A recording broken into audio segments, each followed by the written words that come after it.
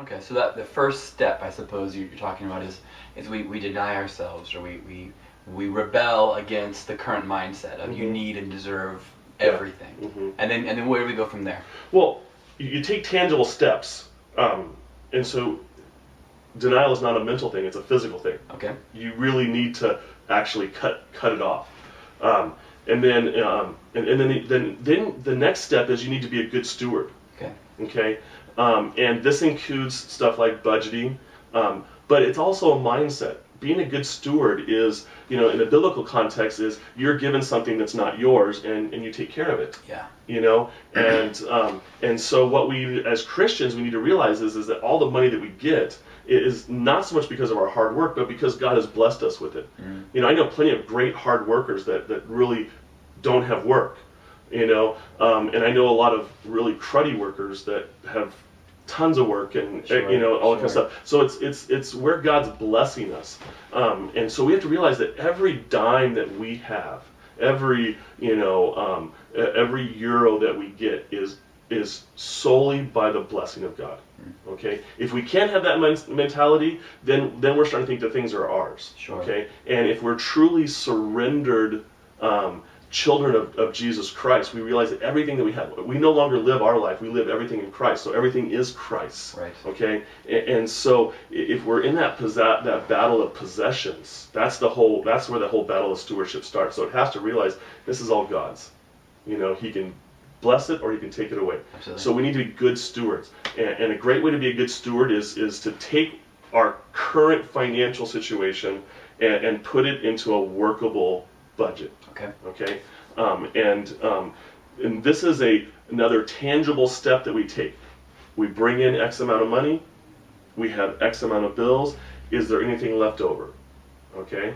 But I think being part of a good steward, the first part of being a good steward is being obedient in our giving to the church.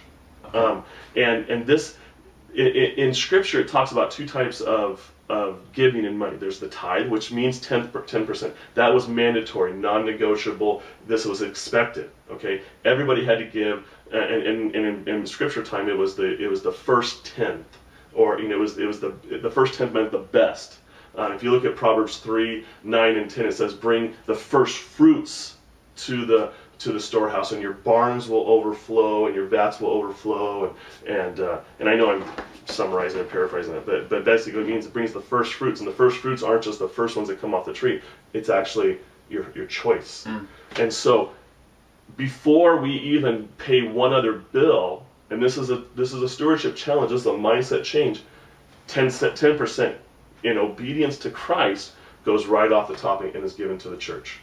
The church is the storehouse. The church is the barn. Okay. And it's the church we go to. It's not a missionary. It's not a nonprofit organization. It's not helping a homeless on the street. No, this is obedience to God.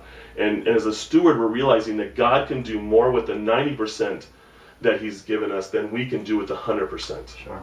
Okay.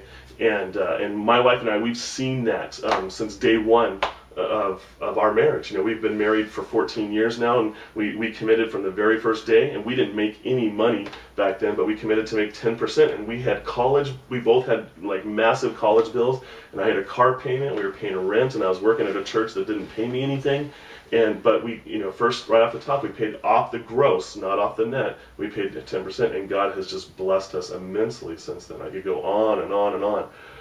And so I think part of being a good steward is setting up a budget. The first 10% goes to God, and then after that, you need to be faithful with what you have, and realizing that just because you have the 90% doesn't mean you just go out and blow it on whatever. You pay your bills first. God says, give to God what is God, and give to Caesar's what is Caesar's. Well, that's the order right there. You're giving to God, then you're giving to Caesar. You pay your taxes, you pay your bills, you pay all that kind of stuff, because Caesar just represents the world. And then you go from there, and then you watch God take care of you. And this is really where the step of faith comes, is that you have to really trust that God is going to take care of you, and being willing to be obedient. And I'm a stickler on the 10% because that's what tithe means, but I'm also a stickler because I don't believe in partial obedience. I know a lot of people say, well, if you can't have 10%, start by 2%. Well, there's nowhere else in Scripture or in church where we say, hey, you can just be partially obedient in this area. Malachi is very, very, or I think it's Micah. It's very, Malachi, yeah. Is it Malachi? Malachi, yeah. Oh, that's okay. Malachi is very clear that if you don't give to God what God, you're robbing God. Mm-hmm. And I think a lot of people are guilty of robbing God, and they're suffering the consequences for that. And so, be faithful, be obedient, be fully 100% obedient. Give that 10%, and then let God take care of the rest. That's being a good steward. Okay, so we deny ourselves. We are good stewards of what God's given us, and then where do we go from there? And this is the fun part. This is where you get to see the excess money truly going to not only a good cause, but now God starts to do something different in you, because now He's giving you opportunities to be a blessing. Okay. And I think the third step is to be a blessing. And so you go from denying yourself to being a good steward to now being a blessing. And if we go back to Acts 20:35, it says it's better to give, it's more blessed to give than receive. And so this is where the real blessings come in. 2 Corinthians talks about being a cheerful giver. Sure. That is, people have probably heard before, that word is actually hilarious, or hysterical, or laughing out of control kind of thing. It's like, and enjoying it, not grudgingly. No, it's not grudgingly. It's enjoying it, and it's like it's an anticipatory, looking for opportunities. Okay. And this is where the real joy and the real peace comes. And this is why I think a lot of people miss out, because they're just so tight with their money, because it's like, this is mine kind of thing, and I want to do whatever I want to do, and they're just miserable. But some of the happiest, the most joyful, the most peaceful people I know are people who are looking for opportunities to bless either the church or other people with their financial resources. Okay? And so this is where you go from the point of, like, God gives you opportunities. Okay, are you going to, the church has a special need, are you going to step up? Because you have the extra money. Sure. So you have this battle going on in your pocket. I have the money for this, am I going to give it? But I was really hoping to buy this. And it's like, but God's like, and so we go through those battles, but then you get to the point where you start to give and you see God do something, and you're just like, all of a sudden God's changing in your heart. He may not be changing your financial picture, but He's doing something on the inside. And this is the whole key, I think, is people miss. It's like a lot of people give so God will give back to them. And I believe in that biblical principle, but that's not what I'm talking about here. I'm talking about a joy and a peace that people don't know. I guess if I can go back one step too, back to the stewardship thing, because I think this is where the joy and peace, and I missed this.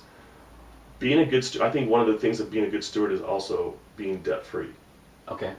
And my wife and I have been debt-free for like the last 4 years, and we've never known as much peace just from that freedom of not having those debts. We've never known so much joy because we have this excess money that we can go and do things. We can go and do things with. We can do things for people, and so I think being a good steward is you set the budget, you give to God, you give to Caesar, and you get out of debt. Okay. Once you get out of debt, now all of a sudden you have this expendable income. I have all this extra money every month. What am I going to do with it? Well, that's where God gives us opportunities to bless other people. And that's why I love the scripture verses. Like, you do it in such a way where your left hand does not know what your right hand is doing. Okay. And so you bless others, or you bless the church in such a way where nobody knows about it except for you. And now the joy is coming not from giving to the people, but actually in the process of giving. So it's like, hey, this person, their car broke down. How can I help them? Well, here's a car. I have this extra car. Let me go fix it up for them, get it all run right, and let me just give it to them. Yeah. And you find the joy is like, okay, I'm gonna do this. I'm gonna do it without them knowing about it, and I'm gonna just spring it upon them. Yeah. And it's no longer about the person's reaction or how much they adore you for it, but it's like, man, I gotta do this. I gotta do it right. Yeah. And it's like you start to realize, like, I'm a changed person now. Wait a second here. The greatest joy I get is by taking my financial resources and looking for ways to bless other people. You know, and that only comes if we've denied ourselves. Right. And if we've been good stewards. I know a lot of people who will give the shirt off their back, but they don't have the shirt off their back to give. Sure. And so their families actually suffer because they're so busy giving to other people because they just want to feel good. Yeah. But there's a higher level Yeah. of, hey, deny yourself, get out of debt, and then now when you give, it's not a burden. It doesn't have to start with even giving money to people. It's a tangible thing. You know, it's like, I want to go bless this person. But here's the caveat. You need to do it in order. I mean, we can obviously bless people, even if we don't have the money. Right. You know, but I think for us to be truly a giver instead of a receiver, I think we need to do the right things first. Okay. You know, because giving is contagious. Sure. And so the thing is that you start giving, and you're going to want to keep giving. But if you don't have enough to give, it's going to create some problems too. And so the thing is deny yourself, get out of debt, be a good steward with your money, and then start to give. And the cool thing that we'll find out is this is like, man, all of a sudden this blessing, this of giving to other people, now helps us to deny ourselves, because you're like, you know, I don't need this. I'd much rather give this over here. And then we'll also realize is by giving, we're like, okay, I can cut my budget down, you know, X amount of money every month, because that'll help me to be able to give this much more. Right. Do you see what I'm saying? Yeah. So it's actually a perpetual thing. Yeah. You know, and so we want to, but also too that when hard times come, the bite isn't as hard because, well, we're not spending on frivolous things, and we don't have any debt, and we're able to persevere through tough times because that and God's blessings coming upon us. Yeah. I mean, we can't forget that part, but we're not working towards that part. Right. So I think that's what people really need to see is that, you know, deny yourself, tangible, cut things up. Yeah. Be a good steward. You know, get on a budget, live by that budget, give faithfully. Yes. In your tithe, get out of debt, and then boom, now you're positioned to be a giver. You know, and but it's going to be a long road for some people, and there's a lot of challenges because I think money is the #1 idol of worship. Yeah. At least in the Western culture. And so it seems like what you're suggesting, or not suggesting, what you're talking about is using money not as a object or subject of our worship, of our worship. Yeah. But saying, I'm going to use this money to realize that it is from God. I want to manage it well, and then I want to use it to bless others. Yeah. You know, and one of the catechisms, I've never remember one, but the first thing it says is the chief end of man is to glorify God. Yeah. Westminster. Westminster Catechism. And so if that's the case, and I believe that, the chief end of man is to worship God or to glorify God, the same exact thing, then there's no greater way for us to worship Him than with the thing that we struggle with the most, and that's our money. And very few people get to that point. Yeah.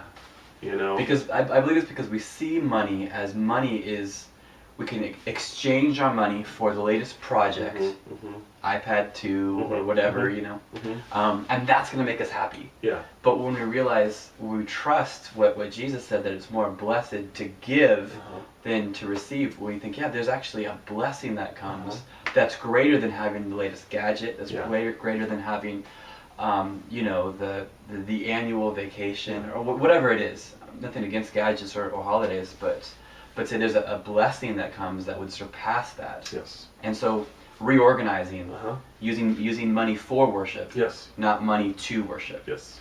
Yes, and realizing that the joy doesn't come from God blessing us, but the joy and the peace comes from us blessing other people or the church.